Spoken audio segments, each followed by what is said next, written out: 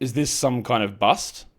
Well, yes, it's very impressive. But we do need to ask you a few questions about who the worst players are for fantasy basketball drafts for this season. Michael Bolton. Thanks, Josh. It's Michael Bolton here, and it's time for another episode of the Locked On Fantasy Basketball Podcast. Let's get to it. Let's get to it, indeed. You are Locked On Fantasy, your daily NBA fantasy podcast. Part of the Locked On Podcast Network, your team every day. Hello and welcome to the Locked On Fantasy Basketball Podcast, brought to you by Basketball Monster. My name is Josh Lloyd and I am one of the podcast hosts of all time. I'm also the lead fantasy analyst at basketballmonster.com, and today's episode is brought to you by FanDuel. Right now, new customers can bet just $5, and if your bet wins, you'll get $300 in bonus bets to use across the app. Download the app today. Thank you also for making Locked On Fantasy Basketball your first listen every day. We are free. We're available on all platforms. There is news on the Locked On Fantasy Basketball Bowl. If you haven't seen it, there is a link in the description of YouTube, and on the audio, you can have a QR code here on the screen on YouTube. There is a link tree, which is linktree/AlloFB Bowl that you can join up. One of the 120 team leagues is already filled. It's a $50 head-to-head snake draft league. There is another one that is open. We've got a roto up there. We've got a $75 head-to-head category. We've got a points league one as well. There will be some auction drafts. It's a little bit harder to get those set up at the moment. Just need to deal with a couple of things with Fantrax to get it sorted. I've got full confidence that it will happen, but I just need to get that sorted. And there will be some draft and stash and probably best ball as well, which will get filtered through. That link, though, on the screen will have all the information updated with new league types. The drafts, if they're not auction, they will be slow drafts, so they can suit any time zone. If you are an international user that's not in the US or Canada, it is best when you're paying entry fees to pay it through PayPal. It gets stored in the Fantrax treasurer because some credit card companies won't allow those international transactions. Just FYI. So PayPal is usually going to be your safer option in that scenario. Also been some confusion in how the whole situation is going to work. These are sort of self-contained 120-man competitions. There are 10 divisions of 12 teams. The top team in each of those 10 divisions will make it through to a 60-man playoff. So that's 10 teams. The next 50 teams overall, out of the 120 with the best records, will also make it into the playoffs. So we'll have 60 teams. Half the teams make the playoffs. The top 20 of those teams, just think of it exactly like a 12-man league where 6 teams make the playoffs and the top 2 get a bye. If 60 make it, 20 get a bye. So we go from 60 teams with 20 having a bye. Next week, there's 40 teams left. Next week, there's 20 teams left. Then at the end, we have 10 teams left. And at the end, those final 10 teams, all of their individual head-to-head records in that week get compared in a mini battle royale. And the winner comes out with half of the overall cash. Now, I made this competition particularly top-heavy in terms of prizes. If you make it through into the playoffs, so half the teams, you get your entry fee refunded. If you win, for example, in a $50 entry league, if you come out as the best team out of the 120 teams in it, you will win $3,000. That is how I am setting them up this year. Again, if this doesn't work for you, then you don't have to enter it. But again, we've already filled up, I think, over 400 spots already. No, over 300 spots already across the leagues, and we're just going to keep filling up as many as we can. There are some unique rules in terms of roster size, games caps, pickups, all of that. There is some uniqueness to it, and there is a post on the main page of each league where you can look at some of that stuff. I will put together a different sort of rules document as well, but nearly all the stuff is covered on that screen, plus the rules summary on Fantrax. So I hope we are good with that. If you've got questions about it, you can ask down below, and myself or somebody else will probably get back to you and answer it. So what are we talking about today, though? Not Locked On Fantasy Basketball, but we're talking about busts. And of course, it's a term that doesn't really mean anything, and there are many ways to look at things. I like to look at all of this stuff through a process lens.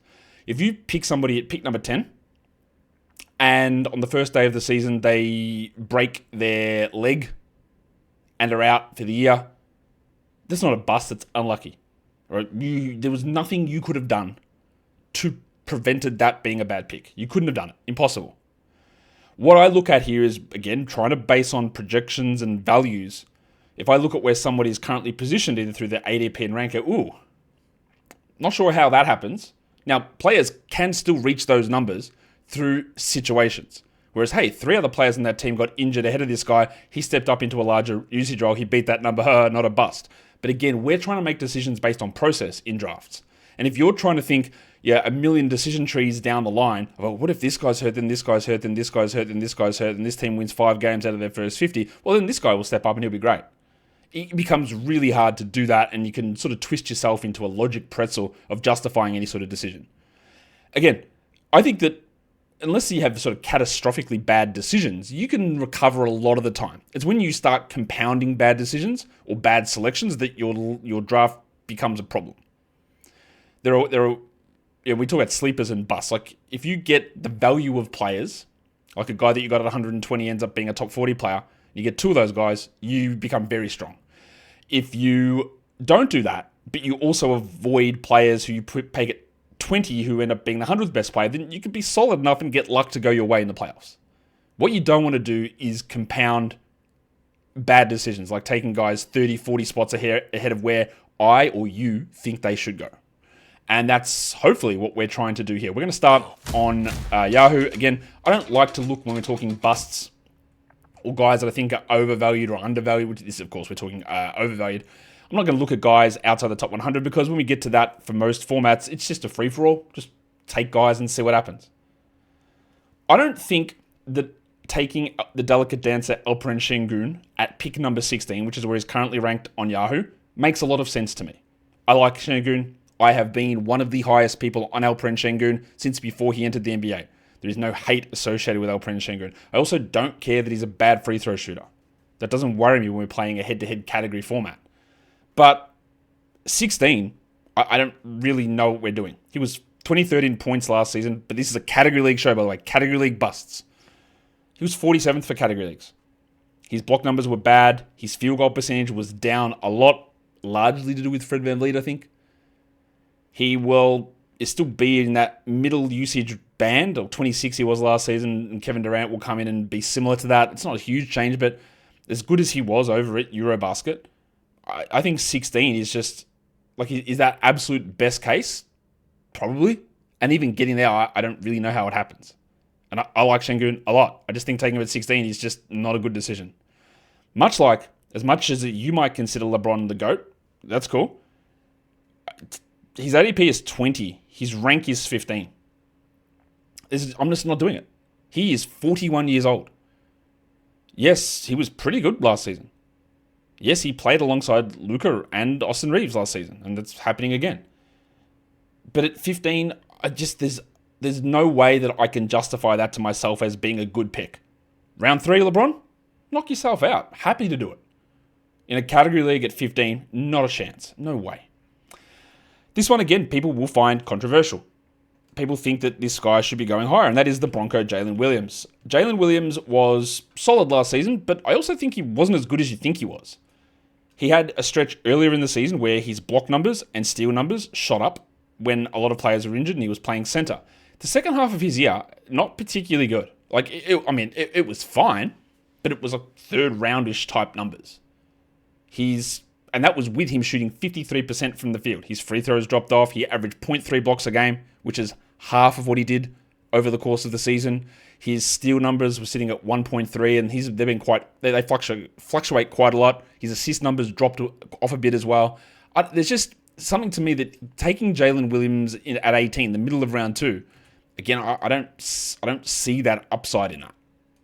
I don't see how he gets to that area. Paolo Banchero is an easy one in category leagues. If you're taking him at rank 13, ADP 15, that's just a mistake. You might think that he's going to improve, and I actually do think he will improve. I think that if you wanted to grab him in the top 50, I can understand the rationale behind it and why you would do it. Here, no way. Not happening. And the same goes for Domantas Sabonis with a rank of 9 and an ADP of 10. It's an insane decision. Sabonis, if you look at after the Zach LaVine trade last season, he played only 33 minutes a night. He did have a hamstring injury in there, that's true. But his numbers are well down. He also got by last season shooting over 40% from 3, which not something I expect to happen. His numbers are down. They're not good enough to take in that area. That is a disastrous call to have him at round 1, pick 10. It's just, I don't understand how that is supposed to work. I don't get it. We're going to talk about more busts in a sec. That took a while to get through that because we talked a lot about Locked On Fantasy Basketball Bowl. But we are going to talk about today's sponsor, and that is 5 Hour Energy. Caffeine got a flavor upgrade. With 5 Hour Energy shots, they deliver that tasty caffeine in 17 bold flavors. Every 2-ounce shot packs the caffeine of a premium 12-ounce cup of coffee, plus B vitamins and nutrients with 0 sugar and 0 calories. They're so portable. Obviously, you know what a 5 Hour Energy bottle looks like, those little bottles. You keep them in your pocket, in your golf bag, in your car, whatever it is. It's a big taste with a tiny shot, taking it anywhere you go to get that boost that you need. You can find whatever your favorite flavor is. In fact, you can try all 17 to determine what your favorite one is and just have them sort of scattered around the house, at school, in your bag, at work, in your drawer, wherever you need it. 5 Hour Energy is there to give you that boost. So enough with the boring, flavorless caffeine. It's time to give your caffeine a flavor upgrade with 5 Hour Energy shots. Get you the favorites that you love, or be bold and try something new in-store or online at www.5hourenergy.com or on Amazon today. There's going to be a lot of repeats on some of these busts across the formats because they're just players that I value differently to other sites. And there is I don't know if groupthink is the right word, but there is groupthink across fantasy sites and the way they rank and ADP and the way they adjust and all that sort of stuff. So you're going to see a lot of names similar. So we'll probably spend more time early on talking about Yahoo because I'm just going to be repeating names for Fantrax and Yahoo, and I'll focus more on the guys that are actually a bit different on those sites later on. I don't think taking Jalen Brown on Yahoo, ranked 23, makes any sense at all. Not only is Jalen Brown coming into the season after knee surgery, he's on a Celtics team that is bad. I know people think, oh, they're not as bad as you think. Just take a look at their power forward center rotation for a start. Cater, Garza, Boucher, Hauser. You got those names? Yeah? Guys who probably, apart from Hauser, just don't play a minute on any team. That's their front court. It's terrible. And they are smart. They've moved off of players. They will be trying, I'm guessing, to get themselves a draft pick, reload for next season. So Jalen Brown at 23, who's never been that good for fantasy anyway, has a knee injury. It's asinine to pick him there, I think. I think Pascal Siakam at 24 with an ADP of 27 is too high. And I understand that Siakam is going to see his assists increase this season. I understand that his usage will probably go up. But he's also an absolutely empty defensive player in terms of defensive stats. He has issues at times with percentages. And he doesn't really have like a 30 upside or 30 usage upside. Remember, Halliburton, not a high usage player. So I don't mind Siakam this season. I just don't want to do it in round 2. I'm also anti-Trey Murphy at pick 34, which is where he's ranked. Again, these are not me giving criticisms of players. I'll tell you when I'm criticizing a player. This is not that. I love Trey Murphy. I think he's really good. He's also coming into the season. I think he's going to be ready for opening night, but with the torn labrum. He was pretty good down the stretch, played 1 million minutes on a team there where there were a lot of guys out, but I don't think that he is the Pelicans' best player. I don't think that he is their best player for fantasy. And they're going to have a healthy Herb Jones, Jordan Poole, Zion is there. I just think that, not that he's going to be squeezed necessarily, but what's the upside of Trey Murphy at 34? When we're talking about like median outcomes, I don't think 34 is it. Like 10th, 90th percentile outcome, sure. 99th is like 20th. Okay, that's cool. But you can't sit here and tell me that it's safe, even from an injury perspective. Trey's had a lot of injuries. And there are some players, his teammate, Zion Williamson, who get dinged for injuries all the time. You can't take him, he's always hurt. Bro, have you seen Trey Murphy? But he doesn't get the ding. He, for some reason, gets the bump. I don't get that. And I love Trey. I'm just not doing it there. Franz Wagner's ADP is 34, ranked 33. He now has to deal with Desmond Bane on the team. He hasn't shot the three ball well for the last 2 years. He had earlier in his career. But again, a lot of his damage was done when Paolo was out. And it was very good. But this is like best case. And then Jalen Brunson, ADP 22, ranked 25. That's just not him. He is just not that guy for category leagues. Mike Brown will probably expand the lineups a little bit more. They just signed Malcolm Brogdon. Good pick for them. Good pickup. But this guy is not a rebounder. He doesn't hit a huge volume of threes. There's no steals or blocks.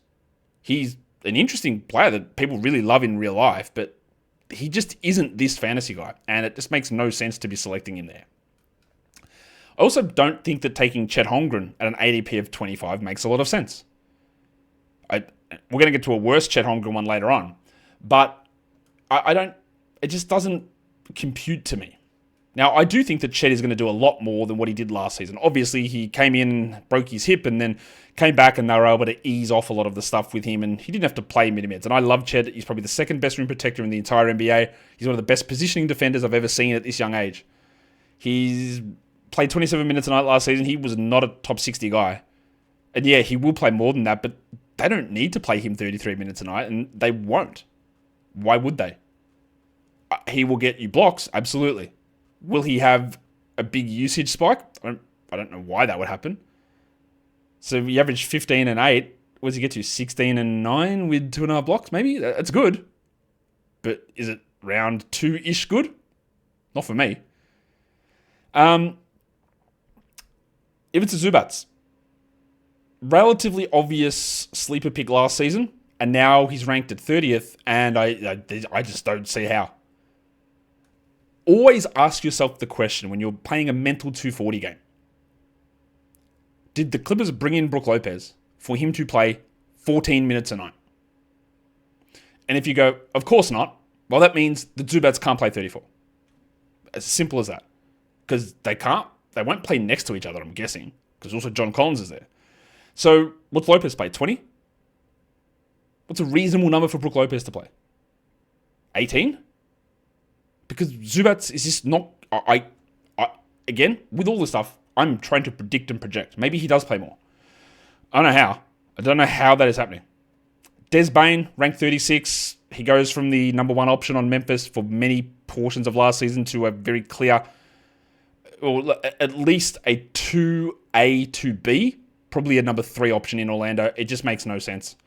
De'Aaron Fox ranked 20th. Absolutely nonsensical as well. Victor Wembanyama is the number 1 guy there very clearly.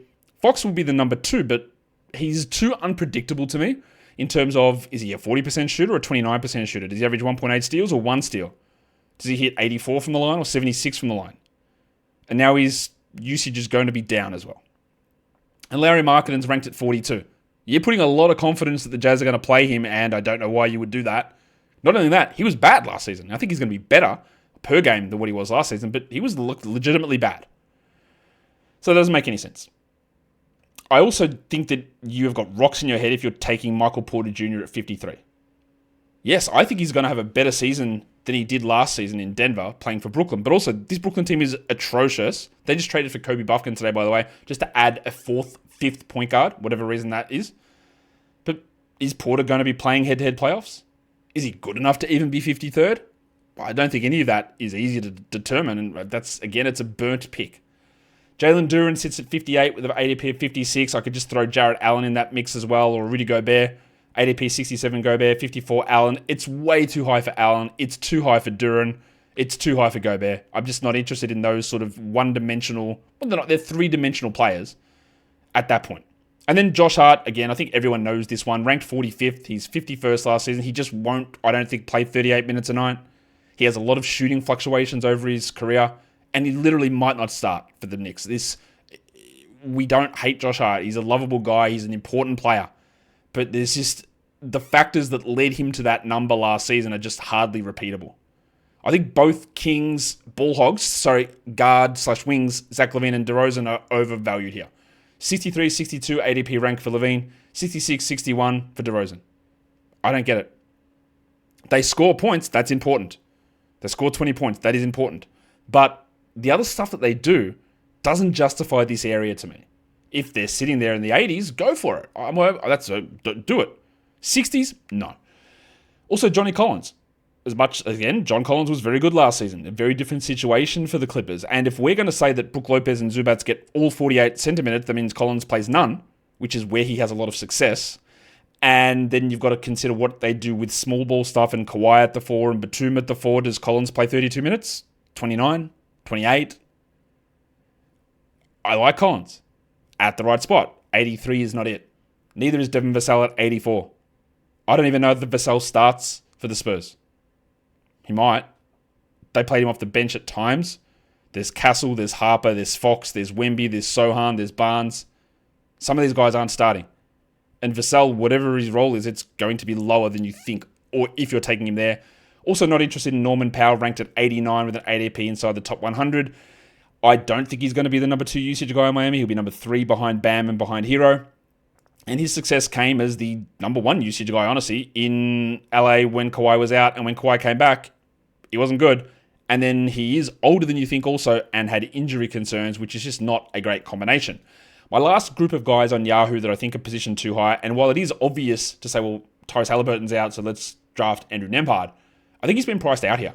ADP 75, rank 71. It's too high. His regular season numbers are not good. They're just not good. He can't shoot. And is he going to be a high usage guy? I don't think so. I think he'll be better than he was, absolutely, and you should draft him. But at that's the middle of a 12-team draft. To me, that's just eliminating any value. Rowan Barrett ranked at 70, again, more points league, but also, what the hell does he do on this Raptors team? That is a waste of a pick, plus he's Canadian. Cam Thomas ranked 64 with an ADP of 78. The qualifying offer stuff is pretty scary. I think they might move on from him at some point during the season. And I know they're not going to be prioritizing him. So that's, again, can he score? Sure. Can he do anything else? No. And it's a burnt pick. CJ McCollum's ranked at 98. Okay. He might be the best player in the Wizards. You can debate that as much as you want.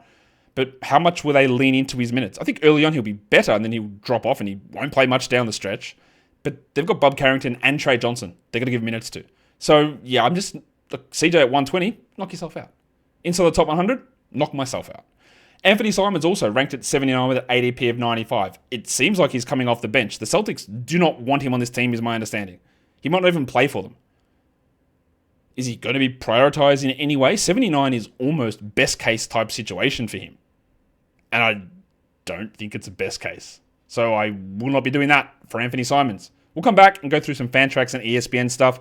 I'll go through all the names, but the ones that I've talked about already we'll go through in less detail. Today's episode, though, is also brought to you by FanDuel. The NFL season is here, so FanDuel is making sure that you're ready for kickoff each week with a can't-miss offer. Right now, new customers can bet $5, just $5, and if that bet wins, you'll get $300 in bonus bets to use across the app. FanDuel is easy to use. It fits whatever you want to do, whether it's straight-up bets, whether it's same-game parlays, it's other types of parlays, it's future bets, it's player props, spreads, totals. All that stuff is available on FanDuel for every week of the NFL season. So when you're ready to play, download the FanDuel app now by going to FanDuel.com to get started. That is FanDuel.com to place your first $5 bet and win it and get those $300 in bonus bets. And don't forget to gamble responsibly.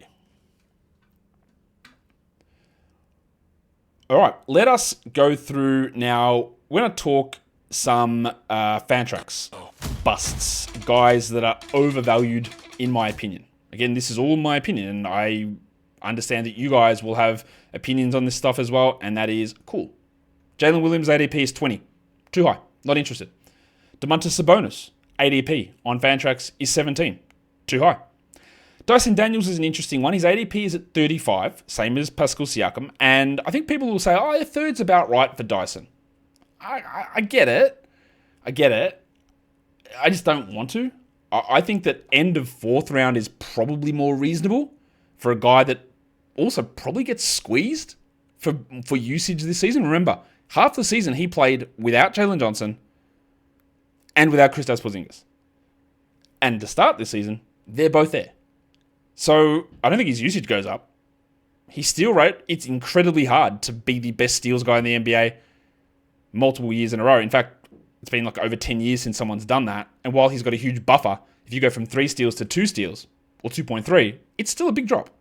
Third round, just not for me. Siakam's there. I've also got Miles Turner there. Now, yesterday, Miles Turner was featured on the sleepers list because he was ranked really low. But an ADP of 40 on Fantrax is too high. He should be in that area we talked about where Duran and Allen were going in that 55-60 range. That's a good Miles Turner spot. Those guys shouldn't be there. He should be there. But at 40, I just think that's a little bit too early for Miles. Once again, Jalen Brunson is just positioned too high for me. I just won't be drafting him at these positions. His ADP is 23. Chet sitting at 29. Zubats at 45. Bane at 43. And De'Aaron Fox at 33 on Fantrax. They're all names that we've discussed already, and they're just ones that I don't want to have anything to do with at those particular spots. These are all top 50 type guys. Now, on Fantrax, let's look into the 50 to 100 range of guys who I think are being drafted too high. Jarrett Allen and Jalen Duran and Rudy Gobert and Josh Hart are there all again. 62 for Duran, 58 Allen, 69 Gobert, and 59 for Hart. The one who does enter in here is Jalen Suggs at 87, and I'm not going to do it. I've talked about Suggs a lot on this show about how majority of what we got from Jalen Suggs last season was when Paolo and Franz were out, and then when they came back, Suggs went out. So you look at his numbers, he had like a 28 usage, and there is just... I will show Hole if he has a 28% usage this season. There you go. I said it. What are you going to do? It's just not happening.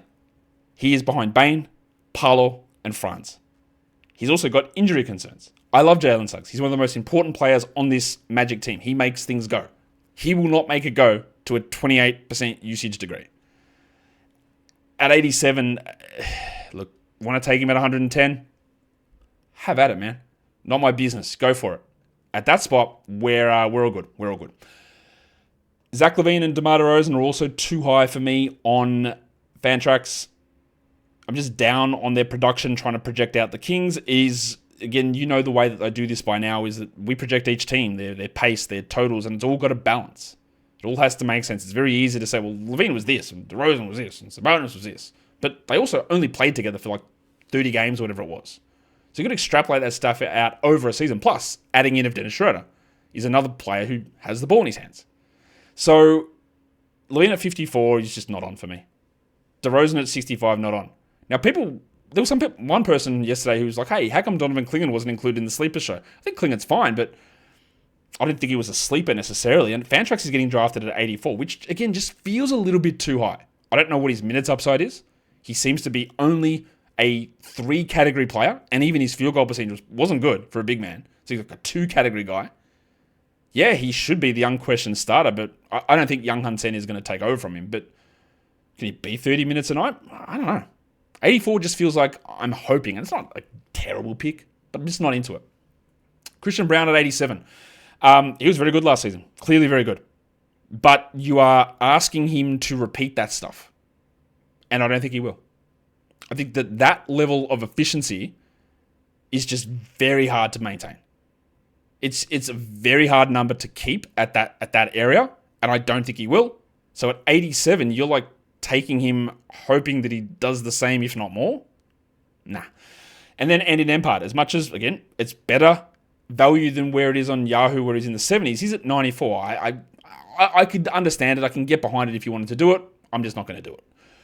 Let's talk ESPN and go through some of their rankings and some of their ADPs and see where, because there's some interesting ones. Let's start at their 5th ranked player for categories. I know someone's going to say, Josh, ESPN updated their rankings. They did. Their points league rankings got updated. Their category league rankings did not yet. They will at some point. I know that. But also, if you go in, and I went in, I've created a league on ESPN. I looked at their player projection page. The rankings on that player projection page are still listed as the same as that other article they've got for category rankings. And also those projections, I don't know what's happening with those because they're not based in reality. They've got Ace Bailey projected to shoot 48% from the field or 47. All right.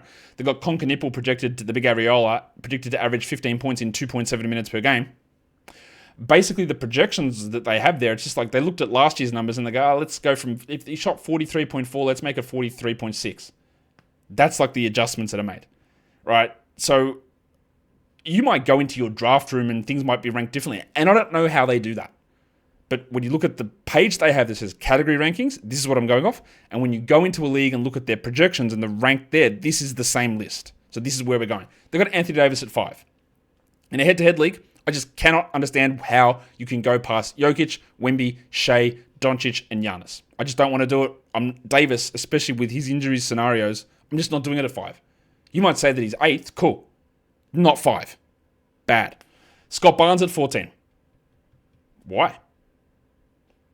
I think Barnes is fine in certain spots, but not at 14. LeBron's got an ADP of 11 on ESPN. 11. His son is 8 years old in that number. 9 years. What are we? 11.